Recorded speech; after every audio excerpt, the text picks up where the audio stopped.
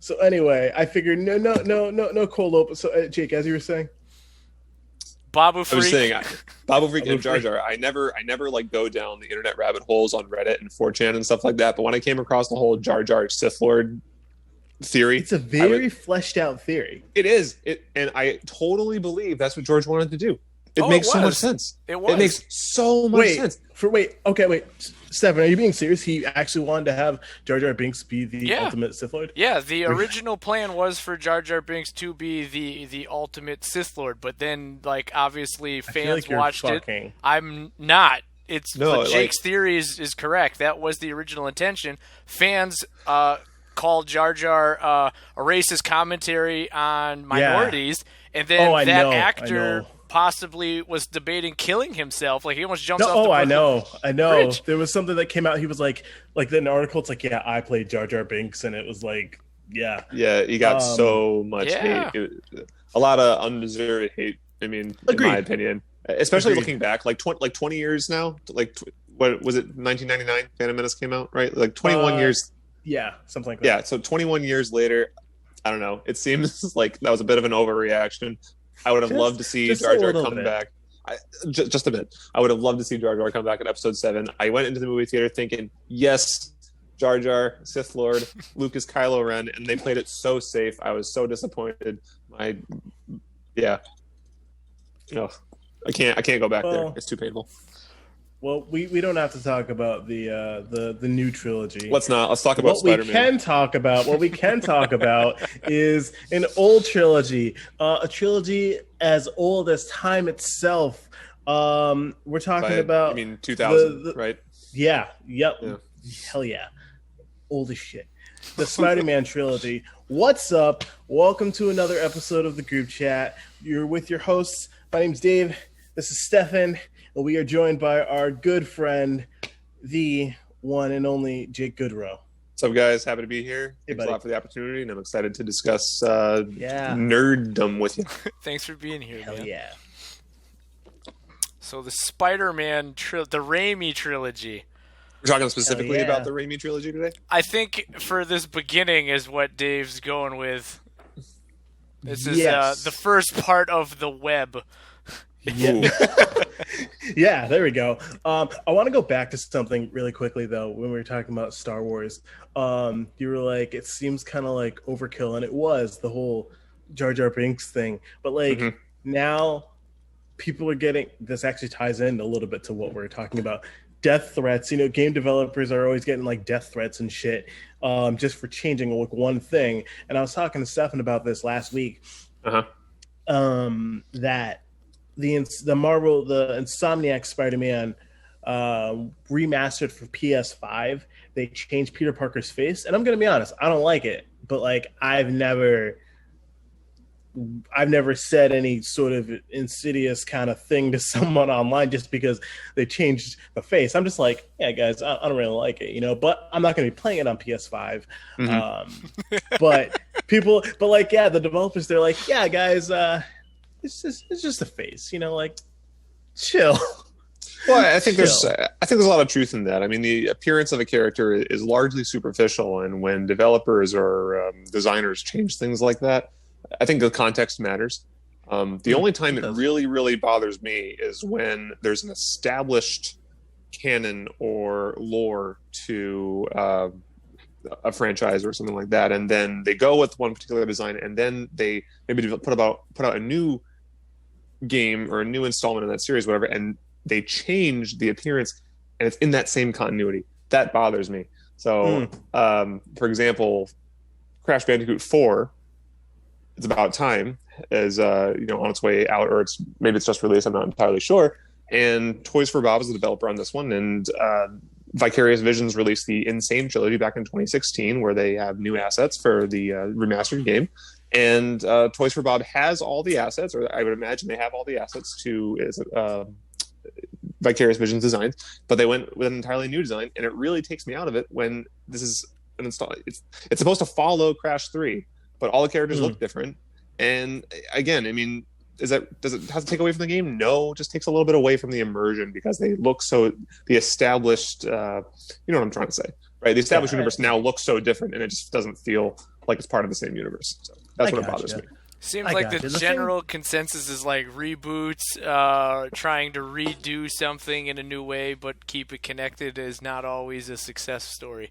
I think, Dave, you were playing some Star Wars game, and the face from some guy from, what's that show with the Gallagher family? Oh my God, that's right. I went off. Yeah, like Shameless. No, that's a great show, and he's a great actor. It just seems weird, man. I can't. It's like, oh, I'm Ian Gallagher. Da da da. Oh, now I have a lightsaber. It's just weird. It's just weird for me. So it's just like they're literally picking him up from Shameless and just plopping him in a galaxy far, far away for no good reason. Right. But the thing that bothers me about the whole Spider-Man face is like, that was one of that game. It's one of those games where it connected with me. It resonated with me pretty deeply, and because it's a fantastic. Not only is it a fantastic story, very well written, in my opinion, it echoes. It's pretty much one of my favorite Spider-Man games, like revamped and on steroids. One of my all-time absolute favorite Spider-Man games is not Spider-Man 2, which a lot of people praise for the web mechanics. Those are solid. Web mechanics? No, for real. So I've heard. I never actually played it. But oh my God. It was Ultimate Spider-Man for the PS2. You could play as Spider-Man and as Venom. Like they had like a whole. I don't know if it was canon or whatever, but it was like in like a comic book style. Do you know what I'm talking about? Do either of you know what I'm talking about? Nope. No, okay. I don't. I'm not familiar with that game. Sorry. Okay, well, it was released for PS2, and it was freaking fantastic. But Marvel's or Insomniac Spider-Man basically like is like Ultimate Spider-Man for PS2, but again, like on steroids. And just the story was fantastic. I thought the combat was great. A little repetitive sometimes, but that's neither here nor there. So to have them change the face on a character that I, connected with, Stephanie, well, I mean, Jake, you guys know Spider-Man's one of my like all-time favorite superheroes next to Batman. It felt not personal because like it's a cartoon, but it's, I don't know. So that's kind of where I'm going with it. So does that tie into the movies? Because it's like, you're not Tobey Maguire. Even though it's like, oh, wait, I love Spider-Man, and he's one of my top guys, but it's like, nope, you're not Spider-Man, you're not Tobey Maguire. Because it seems kind of like that. And I know, Jake, as you said before you came on, oh, Tobey Maguire is the one true Spider-Man. And I was like, well, shit, I am outnumbered on this discussion. So does that come into play for you? I mean, it could dodging the like right yeah. like we were talking about last week. This whole thing kind of sparked up because I mentioned that there was a rumor that Tom Holland, Tobey Maguire, and Andrew Garfield would be coming back to do a live action Spider-Verse, and I think that's awesome. I heard actually the rumor. I'm pretty sure it's debunked. I don't think that's actually going to happen. But if it did, that would be dope. And that just kind of made me start thinking about, hey, our whole argument about who is the best Spider-Man. And you already know how I feel about it. You already know how Jake feels about it. And you like Andrew Garfield. Yeah. Yeah, bitch. Well, yeah. Jake, I'm going to answer your question. I'm going to answer your question real quick about whether or not changing the appearance or changing actors comes into it in this case. I think, like I said before, the thing that really bothers me is when there's an established continuity and then changing an actor or changing the graphic design kind of takes me out of the immersion midway through. I think with a reboot, it's a little bit different. I mean, you might object to reboots on principle, but the fact that the Spider-Man universe with Andrew Garfield looks different than the one with Tobey Maguire, that aspect doesn't bother me a whole lot. Okay. But so that's my opinion on that. I got you. No, it's a fair point, man. Absolutely. I guess what was I going to say? So wait, that's debunked because I swore and I mean, granted, I live under a rock these days, but I heard that the trailer, the movie is called like Spider-Man 3 Home Worlds. or something like that. No, I didn't hear that, but I'll send you a link to it. Yeah, please. I'm pretty sure that it's not a thing. I could totally be wrong. I haven't really been on the internet too crazy today, so Oh, I don't well, know. that's like a multi-billion-dollar thing. Like they're only going to make money off it, even if it sucks. It's going to make. It's so true, and I'm worried though because of what happened. I forget what the name of the X-Men movie, but when they tried to introduce time travel, I mean, you guys know because of our personal discussion how much of a sore spot that is. I have such an issue with that, and they're going to start messing around with the multiverse. I don't know. That's Days of Future Past was classic. Days of Future Past. That's what it was. Yeah. Jesus. You see it, the flashbacks, the timeline. It opens old wounds, man. Wait, Days of Future Past. Yeah, no, that was okay. I feel like every one of the new X-Men movies has just gone downhill. You know, yeah. First Class was First Class. It was. I love that movie. Honestly, I think it's great. It's pretty good. The new ones would be better if they have Tobey Maguire in them. Oh, yeah, right. As have Tobey Maguire as playing every character. Yeah. Correct. Yes, absolutely. I don't know if he can pull off the Halle Berry. His dance moves are not that good. I don't see it happening. Maybe not. Tobey Maguire just looks like a bitch in everything he does. Well, I think that's kind of the point, isn't it? I mean, I don't know. Peter Parker's not a bitch. Oh, yes, he is. I think he is. No, yeah, he's not. He's a he's not a nerdy bitch. high school kid. Yeah, Right, a bitch. That's not a bitch. You don't have to be a bitch, but he's awkward and he's doesn't know what to say around girls. And he's just weird. And I think so I'm gonna lay down my kind of fleshed out theory, and then we'll go from there. Oh, Jake, he's back. Yeah, there you go. I'm back. Sorry.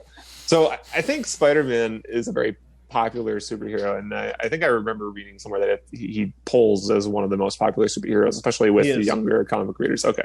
And I think that part of the reason is because he's very emblematic of nerd culture in general, right? Yes, I mean, people who maybe feel a little out of their skin, they feel awkward, they feel strange or maybe alien in the real world. They go to a comic book store and they can kind of step away from all that, or maybe they cosplay or they do role-playing games, and so they can assume the persona of somebody else and kind of get away from their actual life for a little bit. And that's really Peter Parker and Spider-Man. Peter Parker is he is the nerd. He is awkward and weird, and he's only 16. And when he puts on that Spider-Man mask, he becomes an entirely different person. And every superhero has an alter ego, but it's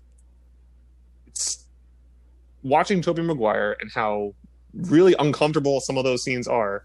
Watching him play Peter they're Parker, meant to be on purpose. Yeah, right. Well, I can tell you why it's uncomfortable when you're done. Watching him play Peter Parker evokes the imagery of the classic nerd, and it's perfect because Spider-Man is someone that we all seem to flock to. So that's why that's why Tobey Maguire is my favorite Spider-Man. Hey, that's a fair point. However, Tobey Maguire is a 30-year-old dude playing a high school kid. That's why it's awkward as shit. That's the reason why. Because it's like, I have to fake flirt with these girls. It worked on One Tree Hill. Hey, your suspension of disbelief. Oh, my suspension of disbelief is the only argument I got, Dave. But I told Dave, right, and I agree with your layout absolutely of culture, the nerd culture, nerd fandom. People wanting to connect to something, but they're not unsure of it, trying to be something different, right, where they can step out of their skin and venture into their comfort zone. However, I would argue, and Dave's familiar with this argument, that when Tobey Maguire's run as Spider-Man ended, right? Obviously, that was like the start of comic book movies, like really hitting their stride, right? Because before it was like The Punisher with Dolph Lundgren and Batman with Michael Keaton. Yeah, they're a little more niche. So then they started really catching their stride. But my point is, the culture changed, right? Nerds went from being like, oh, the bottom of the food chain, arguably, right, to then being like embraced when nerddom was like, oh, hey, this is actually really cool. This is mainstream now, which is kind of Absolutely when right. Andrew Garfield took over the mantle. So it was like, oh, this showcases like nerddom in the modern time, right, where people embrace, they love it. Arguably, Tom Holland's Spider-Man has also continued it.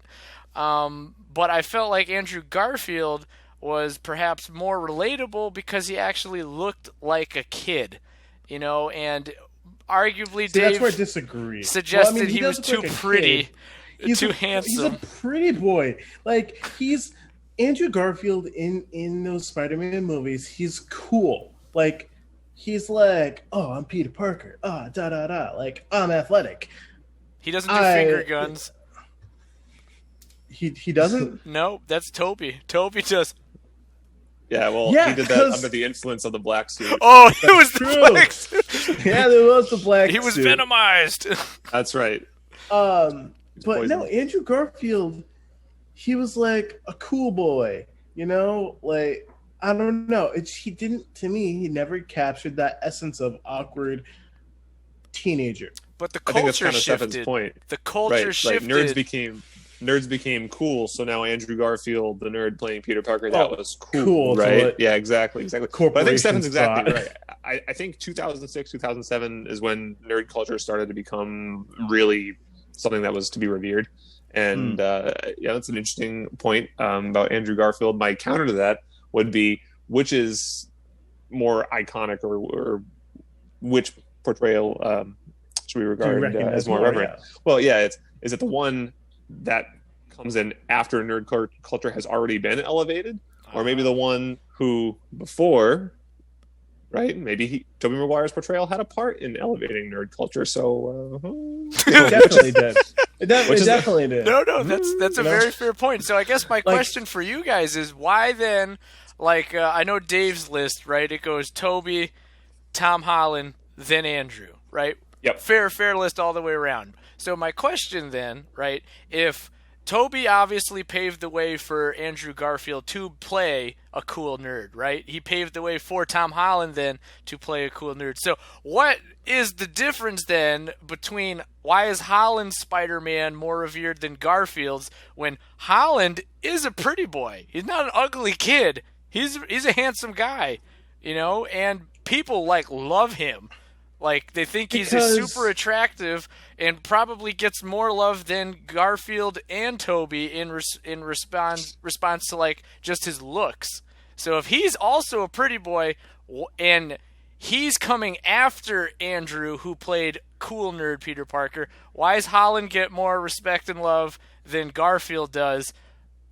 Like, how do you come to that conclusion? I'll let co-host go first, and then I'll Well, thank you. I think it's because he nailed it. He nailed it just a little bit better than he nailed, like, the whole teenager, the whole going through all, like, the shift from prepubescent to becoming a superhero, trying to kind of cope with all of the responsibilities that come with that job. Andrew Garfield Spider-Man, they kind of did try to show that too, and Dennis Leary was like, stay away from my daughter. I don't remember the movie. He died, right? But, yeah, I would argue that Garfield's Spider-Man had to go through more, or at least on screen, went through more, like, traumatic events that caused him to, like, accelerate, like, to being a man. Tom Holland died, bro. Tom Holland didn't die in Homecoming, Dave. No, I'm talking about the Avengers films. I know that. Yeah, but we're only talking about Spider-Man, Dave. Come on. Okay, whatever. Uncle Ben died. The chief died, and it was I have to be a man now and a superhero and balance this relationship, and I'm ignoring her father's dying words. Tom Holland just like, um, oh, Tony Stark found me. I'm a superhero. well, Where the fuck is the character development? it comes in the other movies that aren't in, like, in what is it, Endgame and So the movies that Civil, are Civil, Civil inadmissible War, in this yeah, discussion, yeah. the Well, ones that we're not allowed to talk about. No, you can talk about. I'm interested in your thoughts. I'm just saying. I guess make we're the cheating though by firm talking about them. stance that Garfield has to use more emotion as an actor to convey like, hey, I'm going through some rough stuff, and balancing all the stuff of a kid and a superhero. Where you're saying that Holland somehow does it more.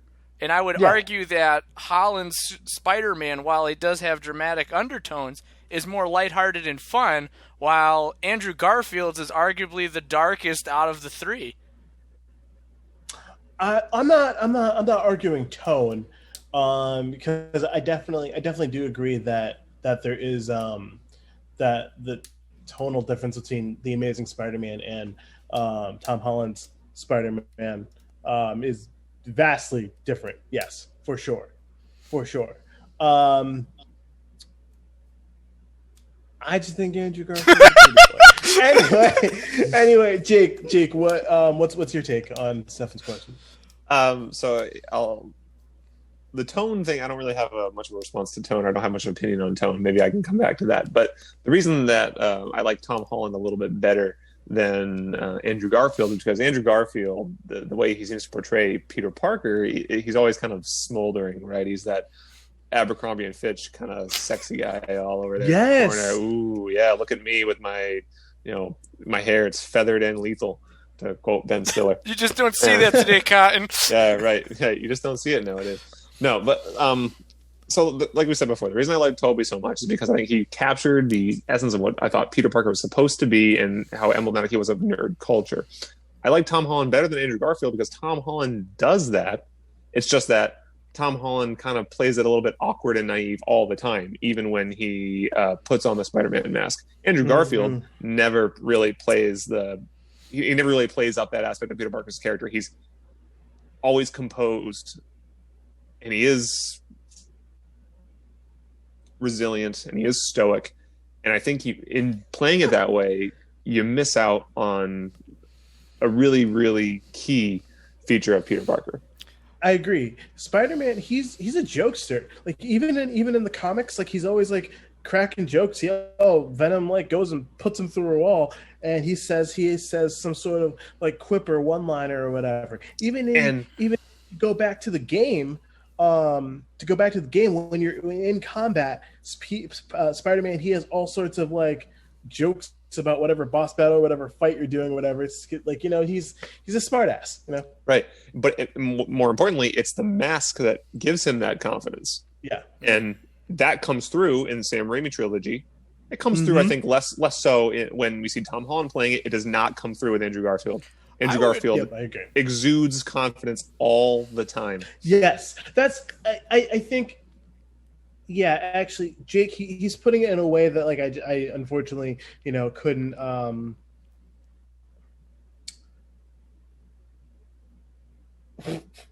articulate. Sorry. Articulate at the time. Yes, you can feel like the confidence even when he has the mask on, mask off. He's like, I got it. Maybe sure. In some situations, he's a little rocky, like dealing with Gwen Stacy, but for the most part, he's like, yeah, with my feathered hair, like I'm Peter Parker. No, basically, I'm Peter Parker. I have feathered hair. Listen, man, he lost Uncle Ben, right? He's dealing. Now, obviously, that's a story, a plot device like that we already saw in Raimi's trilogy. So I'll give you that, right? But Tom Holland doesn't really experience like, I don't know, heartbreak or the loss of someone till Tony Stark dies. But that's in a totally different movie than just a Spider-Man film. Yeah. You Yeah, know? because they wanted to move past that. We know that. That's like us talking about Dragon Ball Z again, and like, oh, there's a new game. Oh, is it going to feature anything new? Nah. What do you think? It's going to go back all the way to the Sand Saga, and you get to play all the way to the. It's like it's the same story Well, over again. So you know. aspects of it are the same, sure, but no, a lot of it's drastically different, right? Tom Holland's character really doesn't have anything that crazy except trying to explain to this girl that he likes her in balance, being a superhero. Whereas Toby lost Uncle Ben. He has the, Green Goblin he's trying to fight, right? And then Andrew lost Uncle Ben. He lost Chief Stacy, right? And he's trying to balance a relationship, high school, and being a superhero and the man of the house now. So, like, I understand, like, you got to go through movies for development, absolutely. I'm just saying the range that is put on Tom Holland is not as crazy as Andrew Garfield's role or Tobey Maguire's role.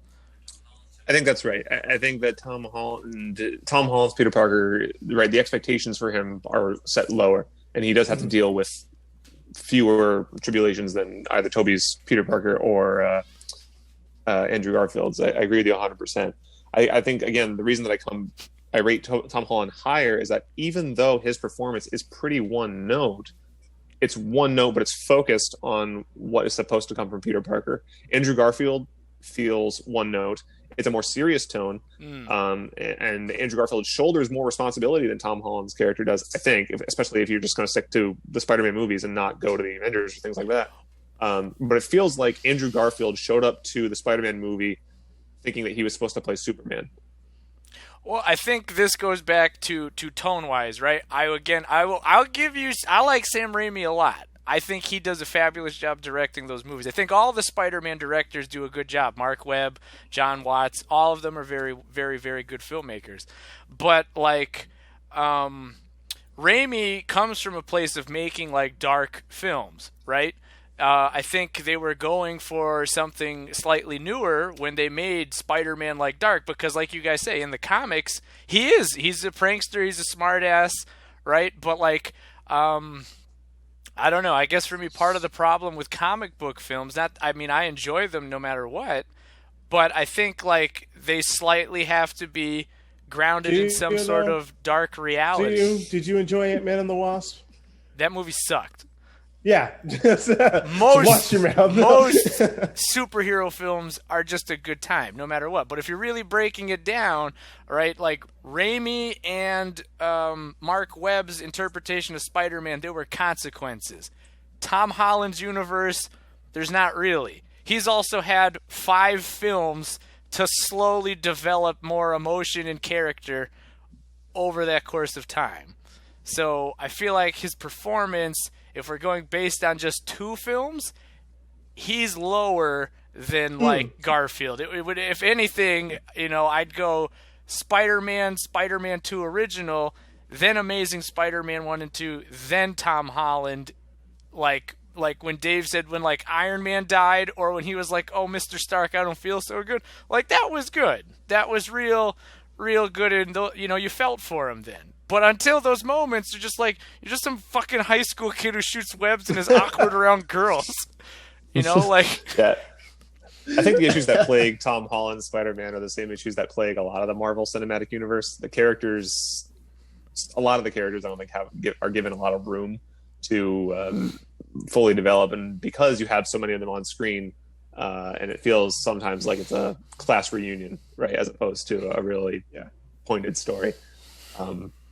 Again, I think it's great that what Amazing Spider-Man tried to do, and maybe you're right, maybe the intention was to go a little bit darker or have Peter Parker assume a more heroic visage, and that's fine.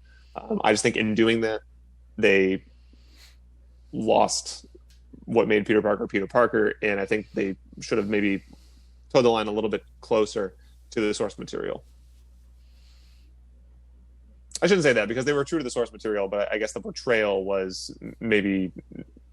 I wish that Andrew Garfield's portrayal was closer to Peter Parker from the comics. That's all. Fair enough. What are the thoughts on Spider-Man 3? Which one? The Sam Raimi one? Yeah. It's the only Spider-Man 3 that there. Well, I'm just confirming. shut up. But wait, real quick before we get into that, Jake, when you said like class reunion, that would be a good title for this upcoming one with Tom Holland. Ooh, Spider-Man 3 class reunion. Class reunion, Okay. and then you bring Okay. the other two in. Sinister, bring in the Sinister, or class reunion, and then you have the Sinister Six be the bad guys. Yeah, they crashed the Okay. reunion. There, see, boom, we could make this shit. Perfect. Call Marvel Studios. Have them wire us the budget. We got it. We'll make this for $500 right now. Oh God. Beautiful. Beautiful. Man. Oh my God. So Sam Raimi's Spider-Man 3, Dave. Yeah, what are your thoughts on it? Good. What are my movie, thoughts? bad movie? It is the weakest of the Sam Raimi trilogy. As a standalone, it's okay. It's about as good as Man of Steel is, in my opinion. I wanted to see that movie. I saw the trailer and I was like, "Oh, that's Superman!" Like the first time that I've ever genuinely been excited for like a Superman film because I don't like Superman. I like he's cool, but like, chill, dude. You know, like whatever. I think Spider-Man 3 really missed the mark with the villain. Like putting the focus on Sandman and having Venom just kind of as an afterthought creep in at the end, like that was Also, like, that was nothing- really dissatisfying. Like nothing against Topher Grace, but like, come on, Eric, you're not scary. Yeah. Anyway, but I thought it was okay. I'm only just asking just because it did really well at the box office, but everyone's kind of like lukewarm on it. What are your thoughts, man? I think in some regards it was kind of ahead of its time in terms of world building. You know what I mean? Like, it's an interesting story of redemption for Sandman, but like prior to that, you know, there weren't multiple villains and, you know, allies fighting together. You know what I mean? So True. in a lot of ways, you know, Raimi was ahead of his time. You know, Yeah, he foreshadowed the Avengers movies. something. right? Exactly. Like, you know, when they had James Franco, I forget what the name of his character was, but when he in the end comes to Green Goblin. okay, so like the green is he called that Two. too? Green It's Goblin called too? the new Goblin, right? I don't know. I don't know. Green Goblin. too? Harry Osborn. Harry Well, Osborn comes to help Peter, right? To kind of, you know, ideally shift his father's, you know, like make it better, right? His memory better. Like, oh, the Goblin did something decent. Like, okay, so there you go. You got essentially two heroes fighting two villains. I agree. I think there should have been more Venom time, right? It should not have been a one-off Different character. actor, too. I don't know. Like, and I hear you because it's like Eric Foreman, you're in a basement, Donna's too good for you. I totally get it. Gwen Stacy's just too good for him too. That's why she was down with Peter. But like, he was really good as the bad guy in Predators. You know, he was really going, it seems like, against type with that. But like, if they like continued, if Spider-Man 4 did get made with Raimi, and they didn't wipe Venom off the slate, I would have been okay seeing him come back. I don't think he had enough screen time to make that character memorable. 100%. 100. He was in the film for like a total of what, like 5 minutes? Yeah. It felt like a stutter. It felt like they were kind of into production, and then at the last minute they're like, I don't know if I'm feeling really good about this film. Let's throw Venom in there for fan service. Exactly. Mm-hmm. You know, That's kind of what it felt like. If they saved that storyline, like introduce it in like a cutscene or something like that, it'd be like, oh, okay, man, cool. Eddie Brock is gonna get revenge in Spider-Man 4. You know, like that would have been tight. It probably would have been better if they had just foreshadowed the appearance of Venom in the Spider-Man 4 movie that never got made than Venom actually making an appearance in Spider-Man 3 the way he did. Yes. Yeah. No, I feel like they thought that they made a mistake by making Sandman the focus, and they're like, Sandman? Who the hell is Sandman? Well, I mean, but like, think about it, right? So we were just talking about like, I'm Andrew Garfield, I have feathered hair, right? Now, I love Tom Hardy. I think he's a great actor, but it's like, I feel like Venom's supposed to be like some, like, I don't know the comics extremely well in these regards, but like I feel like a hateful kind of shrimpy dude who has a lot of anger built inside of him, who's off the hinge, is going to do better as like a crazed alien symbiote than like good looking and like handsome and action and beefy Tom Hardy, who's just like, oh, my wife left me, I'm a journalist. So no, okay. So in the comics, Eddie Brock is pretty fucking jacked. Okay. So he is jacked. He is a journalist. He's from the Bronx, right? I mean, he's got that kind of unpolished quality to him. That Rocky Balboa look to him. Yeah, a little bit. So I kind of feel like they nailed it a little bit with Tom Hardy. I kind of feel like they made him a little too nice, because Venom, later on he becomes kind of like an anti-hero-ish, but no, man, he hates Spider-Man because Spider-Man is the one who got him fired. Eddie Brock, he was a reporter, journalist.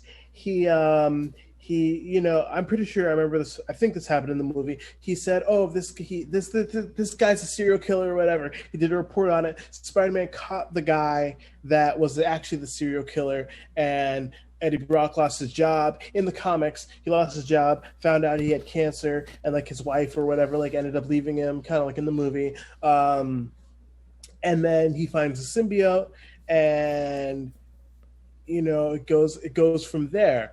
But comic Venom is so much cooler than even 90s Spider-Man, the cartoon. Do you guys remember that? Of course. Yeah, like that Venom. But I'm just saying, like, a skinny, spiteful man who's on the hinge versus like your classically handsome guy. That doesn't make a lot more sense. You know what I mean? Like, but Eddie Brock in the comics, he's built.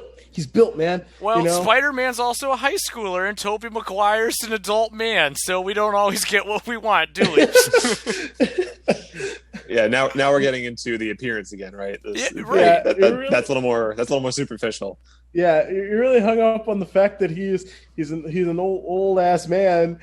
I feel like it goes both ways, because you're like, oh, you're a pretty boy, blah, blah, blah. And I'm just trying to say that for Venom, trying to balance it out, it would have made more sense to go the route of like someone who's truly disgraced and has nothing left and is hateful versus like a handsome guy. You know what I mean? No, well, that's what I mean. I don't know that the two are mutually exclusive, but they're not. But I do feel. Sorry, Jake. What? That's okay. Go ahead. I do feel like I said, that they made in the Venom movie, they made Eddie Brock like he's an anti-hero. They kind of made him way too nice. They based it off of the Lethal Protector series where he's an anti-hero. So it's not the original Venom. It's like And in the original, he's pissed off. He hates Spider-Man, so. That's what I want to see, though. I want that. Which is what I'm wondering how they're going to do that. What's his face brought? Sorry, go ahead, Dave. Well, you were saying, eventually they're going to do Tom Holland and Ed Hardy. Oh, yeah. Well, because Marvel has the character for this movie, and then after that, Sony gets the rights back, and Tom Holland's under contract with them for forever. So I'm just curious as to how they're going to turn Eddie, what motivation they're going to use to have Venom be Venom. I feel like it'll ultimately be some sort of Sinister Six thing, because they brought Morbius, the vampire guy. In this trailer, you see Michael Keaton, who is Vulture. And it's oh, you're hopping over into Sony films too now. So, they're building something up. So when Spider-Man does come, I'm sure there'll be a cutscene at the end of this new one. And then Venom has, he's fighting Carnage. So I'm sure somehow they'll all... Mary Carnage kills Mary Jane or something like that. Yeah, I don't remember. It's been a long time since... That'd be pretty cool to see, though. Yeah, like Yeah, crazy Woody. Woody Harrelson murdering. Just like, So I'm gonna take the conversation. Can you guys still hear me? yes. Yeah.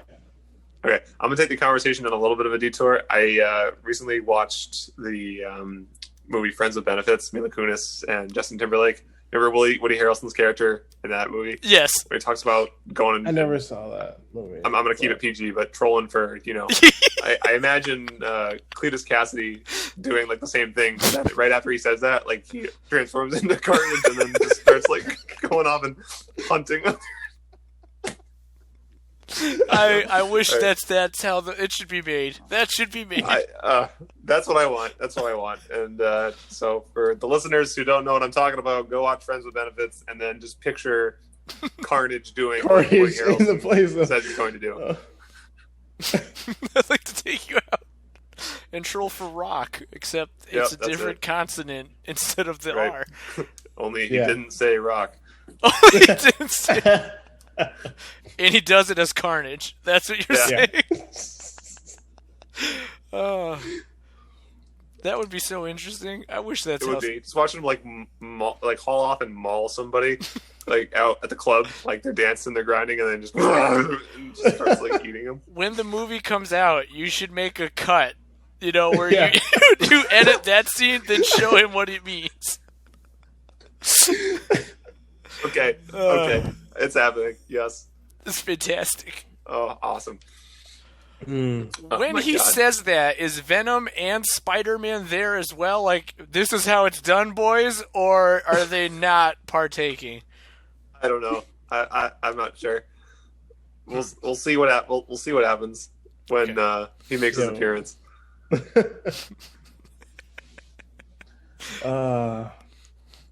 So at the end of the day, I don't think anything's really been resolved, but that's okay.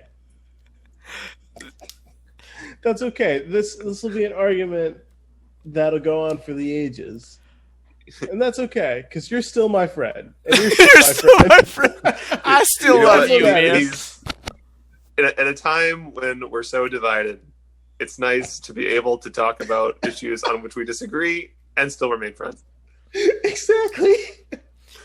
Yeah, we're all tangled in this web together. That's right. Mm-hmm. All right. I think we should next venture on like the X-Men timeline. No, that should be the Jake. Just lay it down straight for everybody. Like that's what needs to happen. The people need to know. Too painful. Jake, there are generations that'll never know Fox Studios existed and made a line of movies with the X-Men. Tell me about the old times, it's better that Grandpa. way, Stephen. It's better that way. I'm going to tell you about Fox Studios, 20th Century Fox. Gather around, grandchildren. All right. Grandpa Jake, tell us the one again. Tell us about the Fox Studios continuity error. I really want that to be an episode down the road. He just starts shaking, like grandkids looking at him, his eyes starts twitching. Jake, what if me and Dave don't even talk? We're just like, all right, today, guys, you're just going to listen to Jake talk about the X-Men continuity, and that's it. Like, we say something just to piss him off prior to recording, and it just starts in the middle of a rant. Exactly. Yeah, no, man, come on. Back by popular demand. Give the people what they want. So, all right. So, for all do you guys have like a social media for this podcast? We're on YouTube. Not yet. Well, yeah. We're on so YouTube, depending on the number of likes this gets, maybe I'll come back and I'll do that. All right. So you heard the man. Like this video. Go listen to our podcast. It's on Anchor. It's on Spotify. It's on everywhere that you can find podcasts to listen to. It's the group chat. You guys heard it here. This debate, it will forever be unfinished, but that's okay. I love you guys. Tobey Maguire for life. Tom Holland for life. Toby. All right. Don't get it twisted. Andrew A. Wizzle. He's the only Spider-Man. In a real-world scenario, it's Garfield all day. All right. Well, you guys heard it here. Thank you for joining us, Jake. We appreciate it. It's good to see you again. Absolutely. All right. Pleasure, guys. Happy to be here. All right. Well, we will see you. We'll see you next week. We'll see you next time. So thanks for watching. Thank you for listening, and take care. It's been the group chat.